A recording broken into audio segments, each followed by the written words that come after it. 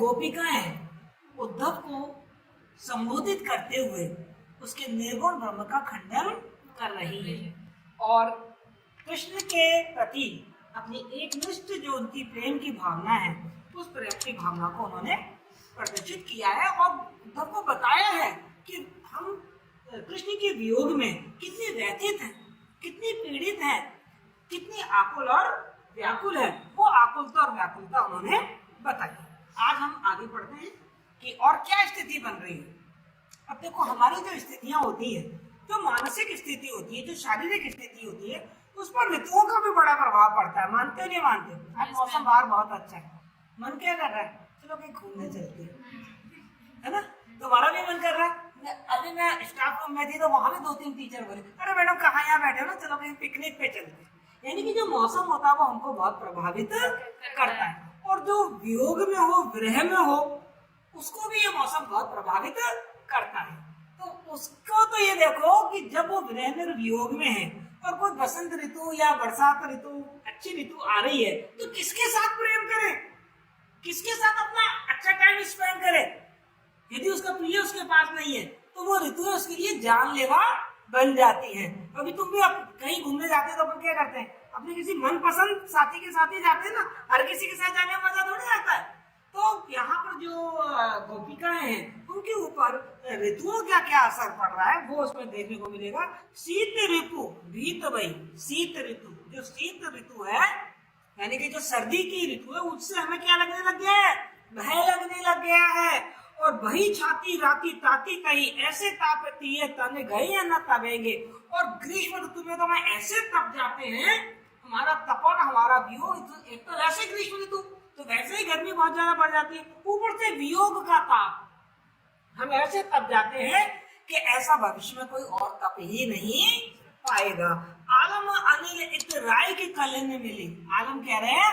और ऐसे में जो हवा है बड़ी इतरा इतरा के चलती है, हवा चल रही है, ठंडी ठंडी हवा लहरा के चल रही है, सुगंधित हवा चारों तरफ फैल रही है और सखियों को वो हवा बिल्कुल अच्छी नहीं लग रही है, क्योंकि वो हवा कब अच्छी लगे, जो शीतल और मंद और जो सुगंधित हवा है तो कृष्ण के साथ तो बड़ी भाती थी, पर अब कृष्ण नहीं है। तो जब हवा चल रही है तो उन्हें क्या लग रहा है कि ये जो हवा है ना, ये बड़ी इतरा के चल रही है, हमें चिड़ा चिड़ा के चल रही है, हमें चिढ़ा रही है, क्योंकि हमारे पास कृष्ण नहीं है। तो आलम अनिल इत राय के कले में मिली और तीनों है कलेश सुधी आए, दोनों दबेंगे। और इस जो सुगंधित शीतल मंद हवा है, ये हमको दुगुना दुख दे रही है, क्लेश दे रही है। जितना सुख नहीं दिया इसने, उससे ज्यादा दुगुना ही हमको क्या दे रही है, दुख दे रही है। और ग्रीष्म ते ऊषम है विषम आषाढ़ उदो।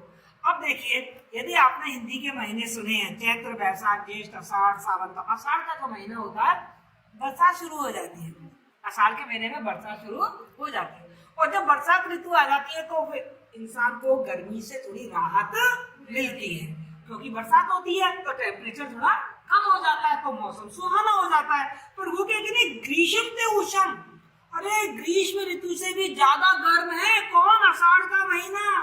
वो हमारे लिए आषाढ़ का महीना ग्रीष्म ऋतु से भी ज्यादा विषम और उष्ण हो गया है, क्योंकि ग्रीष्म ऋतु तो तपती है और ये आषाढ़ में जो बादल बरस रहे हैं, ये तो हमारी विरह अग्नि को और भी ज्यादा बढ़ा रहा है। इसलिए जो आषाढ़ का महीना है वो ग्रीष्म ऋतु से भी ज्यादा उष्ण बन गया है, गर्म बन गया है।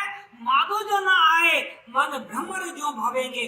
और देख सुन उद्धव, उन्होंने चेतावनी दी है, उद्धव के माध्यम से वो कृष्ण को एक संदेश भेजना चाहती है, चेतावनी दे रहे कि यदि माधव हमसे मिलने नहीं आए, यदि कृष्ण हमसे मिलने नहीं आए, तो सच बता रहे हैं हमारी मति भ्रमित हो जाएगी, हम बावले हो जाएंगे, हम पागल हो जाएंगे और भौरे की तरह इधर उधर भटकते रहेंगे। हमारे जीवन का कोई लक्ष्य तो, उनके बिना हमारे जीवन का कोई लक्ष्य नहीं है। और जब कृष्ण नहीं आएंगे तो हम अपने लक्ष्य से भ्रमित हो जाएंगे और पागलों की तरह इधर से उधर भटकते फिरेंगे। बदीवी को बूंदा ने वियोगिनी की बीनी बीनी। अब वो आषाढ़ मास में जो बरसात हो रही है ना, उसकी व्याख्या बता रही है। वो ये कह रही है, ऐसा लग रहा है कि जैसे ये बरसात ऋतु तो बन गई है तीरंदाज, और अपनी बूंदों के बाढ़ बीन बीन कर हम पे चला रही है, तक तक के एक एक बूंद जब गिरती है तो ऐसा लगता है जैसे कलेजा छलनी हो गया। तो बदीवी को बूंदा नहीं, जो बूंद है ना, ये हमारा वध कर रही है, हमें मार रही है। वियोगिनी की बीन में हम वियोगिनियों को छाट छाट के ये वर्षा ऋतु अपने बूंद रूपी तीर चला रही है और हमें मार रही है। अर्थात वर्षा ऋतु हमारे वियोग व्यथा को और भी ज्यादा बढ़ा रही है। आए बेरी बादल विशासी विष बहेंगे, और ये जो बादल है ये हमारे दुश्मन बन गए हैं। क्या बन गए हैं? ये हमारे दुश्मन बन गए हैं और ये जहर बो रहे हैं। जहर क्यों बोल रहे हैं? क्योंकि कृष्ण हमारे पास नहीं है। तो ये जो बादल है ये जीवन देने वाले नहीं है, बल्कि विष जहर को बोने वाले हमारे लिए बन गए हैं, अर्थात हमारे बैरी बन गए। तो इस तरीके से जो गोपिका है उन्होंने अपनी बरसात ऋतु में उनकी क्या व्यथा है, वर्षा ऋतु उनके विरह को किस तरीके से बढ़ा रही है, इसका वर्णन उन्होंने इसमें किया। आगे देखते हैं। लता प्रसून डोल बोल कोकिला अलाप के की, और लोक कोक कंठ के प्रचंड भ्रंग गुंज की, और समीर वास रास रंग रास के विलास वास, और पास हंस नंदिनी हिलोर केली कुंज की, आलम रसाल बन गान ताल काल सो विहंग छाय बाए बेगी चाली, चित्त लाज लुंज की, और सता बसंत हंत शोक, ओके देव लोक ते बेलो के रीज रही पाती पाती सो निकुंज की। अब देखिए जब वियोग की अवस्था होती है ना बेटा किसी की, तो उसको अपने भूतकाल के अच्छे दिन याद आते हैं कि नहीं आते?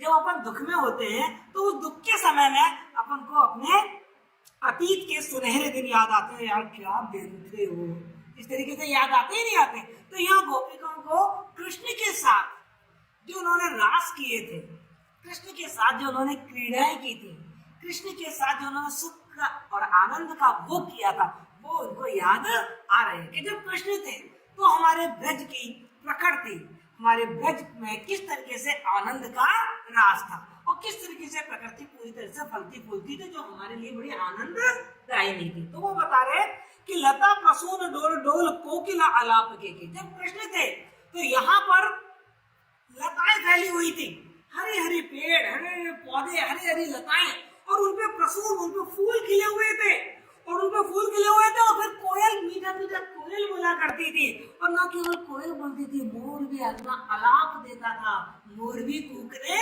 लगता था, और लोक को के कंठ तो प्रचंड भ्रंग गुंज की।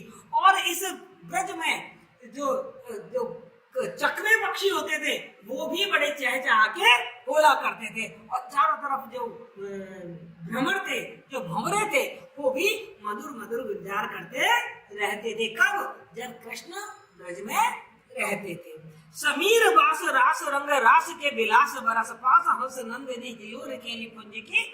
और समीर मानी हवा, जो हवा है उस हवा में भी जो कृष्ण के साथ हम रास रचाया करते थे ना, जो हम विलास क्रीड़ाएं करा करते थे, उसकी खुशबू इस हवा में बसी रहती थी। यानी कि चारों तरफ जो हवा थी वो हवा भी आनंद से, हर्ष से, सुख से भरी हुई थी, जो हमें बहुत सुख देती थी। और पास हंस नंदिनी हिलोर केली कुंज की, और ब्रजवासी में जो ये कुंज है, जो लताएं हैं, जो जगह जगह पेड़ पौधों के वन उपवन बाग जो बने हुए थे, वो उनकी तरह समुद्र की तरंगें जैसे आगे बढ़ती जाती है ना, ऐसे ये कुंज और ये जो हरियाली है वो चारों तरफ ब्रज में फैली हुई थी। आलम रसाल बन गान ताल काल सो, आलम कवि कहते हैं कि जो आम के बगीचे थे, जो अमराइयां थी, जहाँ पर आम के पेड़ थे, उन आमों के पेड़ों में हमेशा गीतों की गूंज बनी रहती थी। आम के पेड़ पे झूला डाल के सखिया झूलती रहती थी और गीत गाती रहती थी। यानी कि जीवन में एक संगीत था, एक ताल था, एक लय था, मतलब हमारा जीवन बहुत ही आनंददायक था।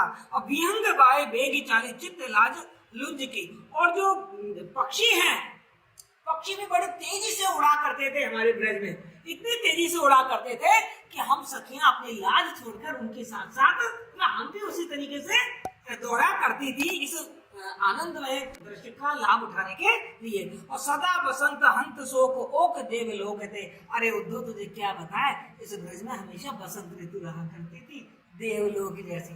जब कृष्ण यहाँ रहते थे तो का सर्दी का गर्मी कुछ नहीं होता था, हर ऋतु कैसी होती थी, बसंत ऋतु जैसी सुखदायी होती थी, देवलोक जैसी सुखदायी होती थी। बिलोक रीज रही पाती पाती सो निकुंज की। और जो जगह जगह यहाँ पे जो निकुंज बने हुए हैं, जो यहाँ की हरियाली है, जो यहाँ की प्रकृति है, जो यहाँ की वनस्पति है, पेड़, जो यहाँ के बेल है, पत्ते हैं, फूल है, इनके जो कुंज बन गए हैं, उनको देख, मतलब वो पंक्तिबद्ध, मतलब पूरे वृंदावन में पंक्तिबद्ध वो निकुंज देखे जा सकते थे और उनको देखकर हम बड़े प्रसन्न हुआ करते थे। क्लियर?